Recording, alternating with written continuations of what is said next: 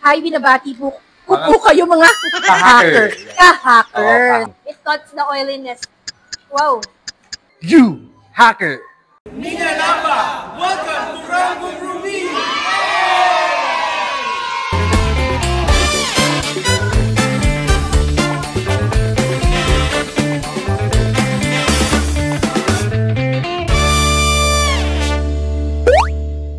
Welcome to our 6th episode dito sa Pinoy Hack. Tara, samahan niyo akong hanapin ang tiyubog na katakam-takam dito sa Festival Alabang. Alamin natin kung budget friendly ba at syempre dapat hindi tinipid. Get ready to hack dito sa Rangoon Ruby!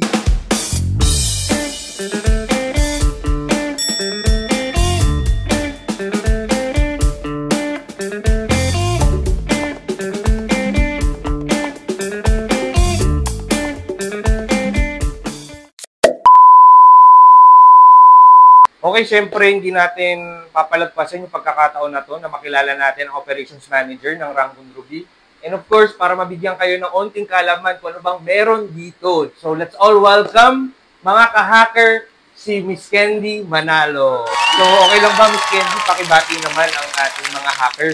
Go! Hi, binabati po kayo mga hacker. Ka-hacker. Isa sa mga gusto nilang i-hack, itong Rangoon Ruby. Ay, wow. Thank you po sa pag-support and sana makavisit din kayo dito sa nahack niya. Of course. And dahil dyan, ano ba yung dapat abangan or dapat maging dahilan nila sa pagpunta dito sa Rangoon Ruby? For you hackers, Burmese cuisine is a blend of Thai, Indian, and Chinese. Marami kayong pwedeng makain dito na magugustuhan ninyo. First, ito sa Philippines. Ang original Rangoon Ruby started in the US sa San Francisco, Palo Alto. Alright, so kaya naman kami talagang we are really excited na matikman no, yung mga kanilang ino-offer. Tapos, for sure, magugustuhan nyo ito because familiar ang mga pagkain but with a twist. Narinig nyo yun, guys? So with a twist, kaya ano pang hinihintay nyo? Tara, i-hack na natin itong lugar na to. Let's go! So for today's episode, mga ka-hacker, special itong episode na to kasi kasama ko, diba? May co-host ako for today and it's her birthday. Yay! Happy birthday, my best friend since high school. Let's all welcome Ara. Yan. So are you excited? Yan, excited na kami guys na matry itong Rangoon Ruby. Pero syempre, bago ang lahat, okay lang ba? Magkwento ka naman ng onti about our friendship. Yeah, like you mentioned, since high school, so wag nyo nang bilangin yung years. Pero sobrang tagal na, di ba? And I think it's very rare kind of friendship. Ako for me, hindi lahat ng friendships nagtatagal ng ganun. True. Right? So yeah, I'm so grateful to be here today. Grabe, hindi ko akalaing darating tayo sa ganitong point. And wala naman akong ibang hiling kundi syempre, alam mo yun, number one, we need to be healthy. Diba? Alam naman natin, health is wealth. Pangalawa, syempre, musbong pa ang career. Mga ka-hacker, sobrang dami namin pinagdaanan na ito. Since college, alam nyo, nag-business kami together hanggang sa mga love life. Yun, syempre, pero honestly, parang isa yun sa mga dasal ko, hint na you deserve talaga someone na, alam mo, God-fearing na aalagaan. So, we are not getting any younger. And excited ka na? Yes, first time ko makakatikim ng ganitong dish. Do the honor. Wow. Yan, pag-introduce. So, ang tawag dito is Burmese. Burmese. Burmese dishes. Okay, so let's start with the appetizers. Yeah. So, I think we have the palata with coconut chicken. And then, we have pork spring rolls, basically lumpia. And then, we have the pork belly strips. Wow. Tapos, for the rice, ito, excited ako i-try the biryani rice, tsaka coconut rice. Sobrang bango niya, guys. As in, super gutom na ako kanina pa. We have the samosa here. Tapos, yung for the main dish, okay, we have the pork curry, pork belly curry, and then the garlicky chicken. Tapos, yung na spicy yan.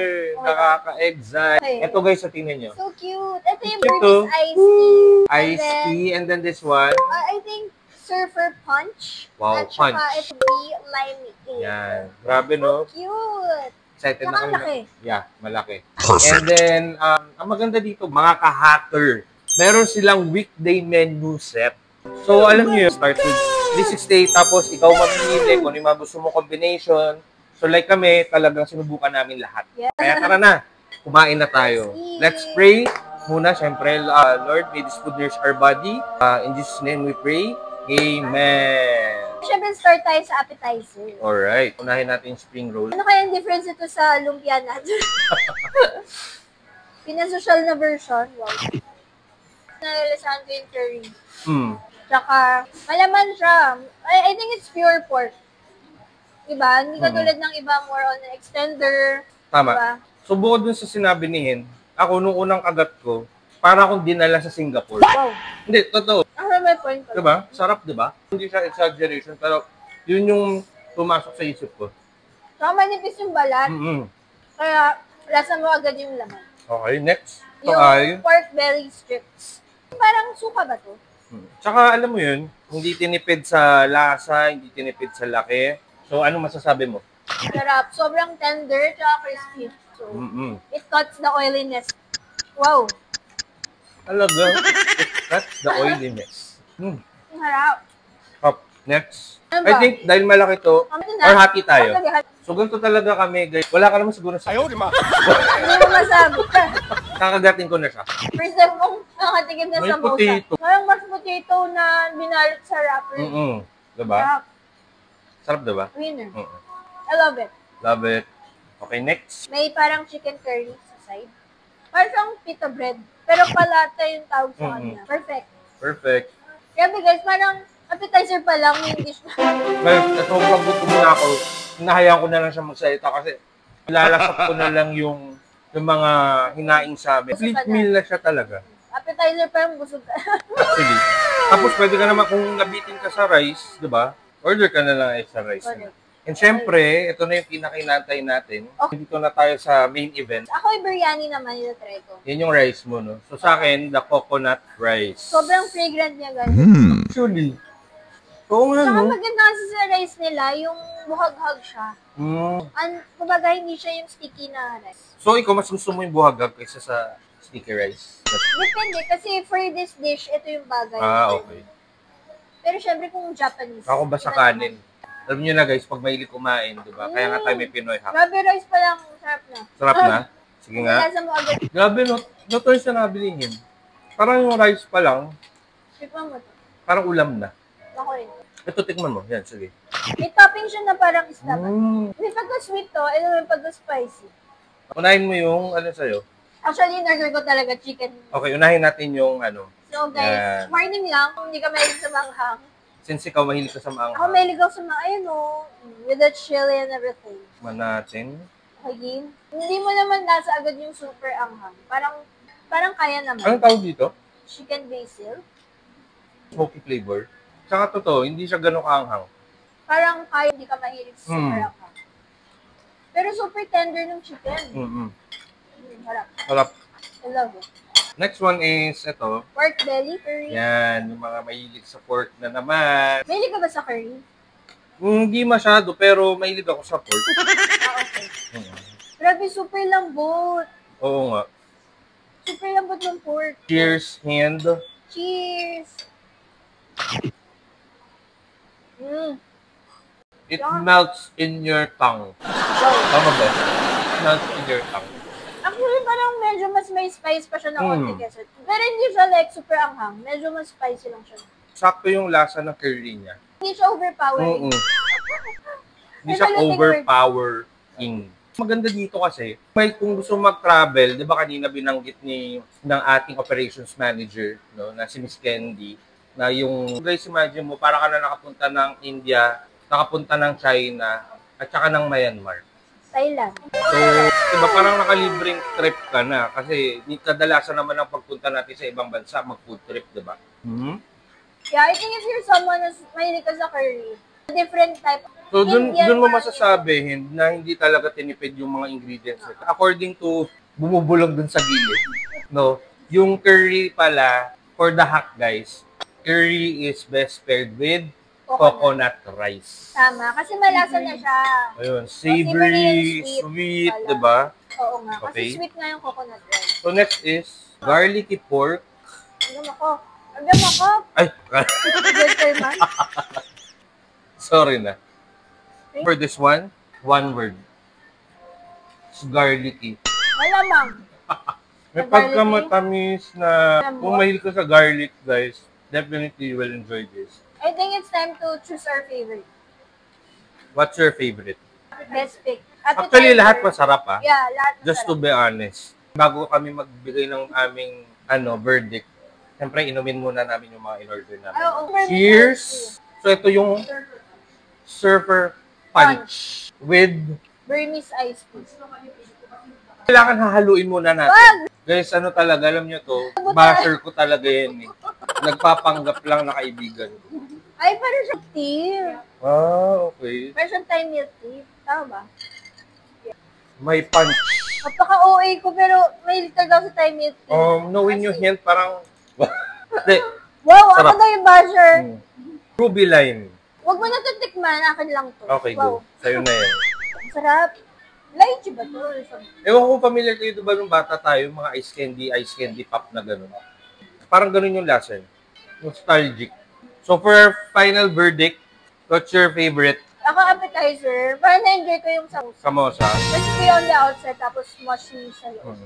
Ako naman, since pork lover talaga ako, ito, parang na-enjoy ko to. Pork belly strip. Tapos, for the main, course. Siguro ito, kasi may talaga ako sa Thai basil chicken. Very familiar yung dish na.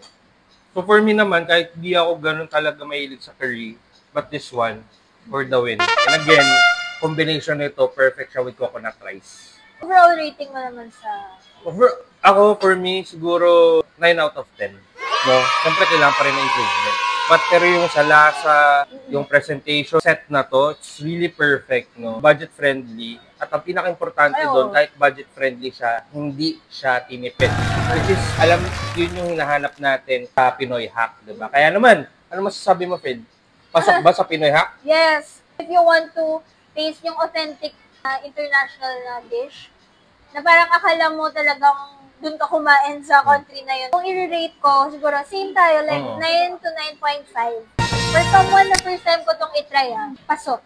It's really pasok. It's really pasok sa Pinoy Hack. Siyempre, hindi matatapos ang ating pagkain dito sa Rangoon Ruby nang walang dessert. Dito si Enzo para ipakita sa inyo kung anong meron dessert natin for today. We have our dessert, the Shui Yanye. Our Burmese halo-halo. So we have mango, shendol. Shendol. Ano yung shendol? Shendol, sir, is sticky rice. Coconut jelly. This one is jelly.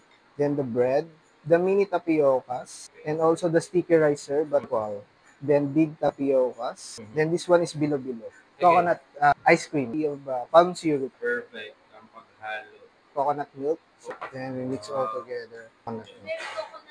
Very coconut. Kanina we have the coconut rice, and then we have the coconut milk. Sa coconut nut. Grabe na sa mga pa-dessert ng Rangoon Ruby. Tsaka ang laki niya. Ba yan? Uy, saan yung bread? This one, sir, bread. Bread ba yan? Anong klaseng bread yan? White bread lang, sir. White bread na. Gardenia pa. Talagang pinangalala mo. Gardenia, baka. Sponsor pala. Ma'am, sir, enjoy your dessert. Thank you. Yay! Cheers! Alam mo, which reminds me, yung dessert na to, sa Indonesia, Talaga? same siya, similar siya sa, es champur. So, parang mixed ice. Actually, parang oo nga, no? Version na rin ng halo-halo. Ganito rin yung may chendol, ganyan. Sarap. Very coconutty. Ang fairness dun sa yung mga ingredients na binanggit ni Kuya Enzo kanina. Ano siya? Masarap yung combination niya. Ganun ako mahilig ko sa coconut. Very refreshing. Parang gusto ko rin ng bread. Ano lasa na may bread? Kakaiba. Tinikman mo ba? Ito isang bread. Masarap. Parang first time kong matry yung may bread. Kakaiba. Tsaka yung ice cream. Sarap. Hindi siya yung typical na halo-halo. No? Ano siya? Very tita comment pot. Hindi siya masyado matalim. So, always remember guys, syempre to be in the moment. Enjoy your food together with your family, your loved ones, yung mga kaibigan ninyo. So mga ka-hackers, syempre, ano pang hinihintay nyo? Tara! Chibog na!